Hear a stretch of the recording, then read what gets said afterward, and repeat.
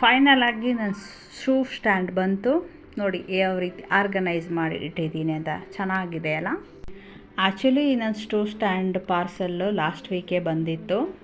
ಯಾಕೆಂದರೆ items missing ಇತ್ತು, ಹಾಗಾಗಿ ನಾನು ರೀಪ್ಲೇಸ್ಮೆಂಟಿಗೆ ಹಾಕಿದ್ದೆ. ಮತ್ತೆ 1 ವೀಕ್ ಟೈಮ್ ಹಿಡಿತು. ನಿನ್ನೆ ಅಂದರೆ ಥರ್ಸ್ಡೇ ಬಂದಿದ್ದು ಇದು ಪಾರ್ಸಲ್ಲು. ಥರ್ಸ್ಡೇ ಬಂತು. ಇದನ್ನೆಲ್ಲ ರೆಡಿ ಮಾಡೋ ಅಷ್ಟರೊಳಗೆ ತುಂಬಾ ಟೈಮ್ ಹಿಡೀತು. ನೋಡಿ ಯಾವ ರೀತಿ ಲುಕ್ ಕಾಣಿಸ್ತಾ ಇದೆ ಅಂತ. ಕ್ಲಾತು ತುಂಬ ಚೆನ್ನಾಗಿದೆ.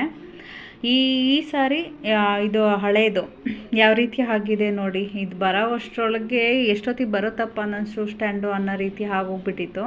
ಹಳೇದೇನು ನಾನೇನು ಬಿಸಾಕ್ತಾ ಇಲ್ಲ, ಎಲ್ಲನೂ ನೀಟಾಗಿ ಎತ್ತಿಡ್ತಾ ಇದ್ದೀನಿ. ಯಾವುದೂ ಹಾಳಾಗಿಲ್ಲ. ಅದೆಲ್ಲ ವೈಟ್ ಹುಕ್ ಬಿಟ್ಟರೆ ಅದೂ ಚೆನ್ನಾಗಿದೆ. ಯಾವುದನ್ನು ವೇಸ್ಟ್ ಮಾಡಲ್ಲ, ಎತ್ತಿಡ್ತೀನಿ ನೀಟಾಗಿ. ಶೂಸ್ ಎಲ್ಲ ಒರೆಸಿ, ಡಸ್ಟ್ ಎಲ್ಲ ಇರುತ್ತೆ ಎಲ್ಲ ಒರೆಸ್ಬಿಟ್ಟು ನೀಟಾಗಿ ಜೋಡಿಸ್ತಾ ಇದ್ದೀನಿ. ಆಲ್ಮೋಸ್ಟು ನನ್ನದೇ ಜಾಸ್ತಿ, 90% ನನ್ನದೇ ಇರೋದು ಶೂಸು ಎಲ್ಲ.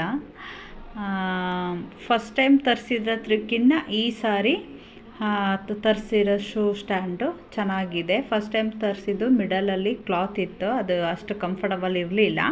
ಈ ಸಾರಿ ತರಿಸಿರೋದು ತುಂಬ ಚೆನ್ನಾಗಿದೆ. ನೋಡಿ ಎಷ್ಟು ಚೆನ್ನಾಗಿ ಕಾಣಿಸ್ತಿದೆ ಅಲ್ಲ ನನ್ನ ಶೂ ಸ್ಟ್ಯಾಂಡು. ತುಂಬ ಚೆನ್ನಾಗಿ ಕಾಣಿಸ್ತಿದೆ. ಕ್ಲಾತು ಅಷ್ಟೇ ಕ್ವಾಲಿಟಿ ಇದೆ. ಸೈಡು ಪೌಚ್ ಥರನೂ ಕೊಟ್ಟಿದ್ದಾರೆ ಕ್ಲಾತಲ್ಲಿ. ಇದು ಶೂ ಸ್ಟ್ಯಾಂಡಲ್ಲಿ ಏನಾದರೂ ಇಟ್ಕೊಬೋದು. ನೋಡಿ ಪೌಚ್ ಥರನೂ ಇದೆ. ತುಂಬ ಚೆನ್ನಾಗಿದೆ ಕ್ವಾಲಿಟಿನೂ ಕೂಡ. ನಂಗೆ ತುಂಬ ಇಷ್ಟ ಆಯಿತು ಈ ಸಾರಿ. ನೋಡಿ ಈ ಥರ ಎಲ್ಲ ಪ್ಯಾಕಿಂಗ್ ಮಾಡಿ ಇಟ್ಟಿದ್ದೀನಿ. ಹಳೇದೆಲ್ಲ ನನಗೆ ವೇಸ್ಟ್ ಮಾಡಲಿಕ್ಕೆ ಇಷ್ಟ ಆಗಲ್ಲ. ಯಾವುದೂ ಹಾಳಾಗಿಲ್ಲ. ಅದು ಚಿಕ್ಕ ಚಿಕ್ಕದು ಸೈಡು ಹುಕ್ಕು ಬಿಟ್ಟರೆ ಯಾವುದೂ ಹಾಳಾಗಿಲ್ಲ. ಅದ್ರ ಜೊತೆಗೆ ನನ್ನ ಬರ್ಡೇಗೆ ಅಂತ ಶೂ ಬುಕ್ ಮಾಡ್ಕೊಂಡಿದ್ದೆ, ಅದು ಬಂದಿತ್ತು ಪಾರ್ಸಲ್ಲು. ಅದನ್ನು ನಾನು ಓಪನ್ ಮಾಡಿ ತೋರಿಸ್ತಾ ಇದ್ದೀನಿ.